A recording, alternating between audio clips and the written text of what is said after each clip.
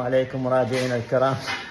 انا حج سعد، تونا خلصنا عمليه البروستات، كان تحضير موضوع الامور زينه. شلون حج البروستات؟ ما شاء الله، احمد الله والديك وشاكر ممتن. الله يحفظك عمي، الله يحفظك يا ابا، وصحه وعافيه، قوم بالف سلامه ان شاء الله.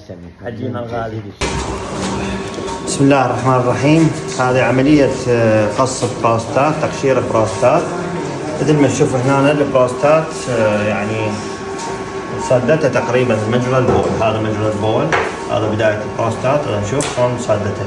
هيك نوع من البروستات حقيقه ما يفيد بها العلاج والا تقشير او عمليه جراحيه او اي اجراء يعني التخلص من الانسداد. مع الاسف ان المريض عنده انسداد وحاطين صونده، وراح نجري العمليه راح يتم الشغل بعدين.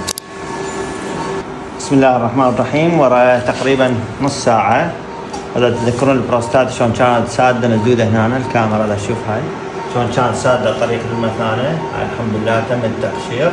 شوف الطريق شلون صار مفتوح بعد. بس المريض يقدر يفول براحته بعد تم تقشير البروستات.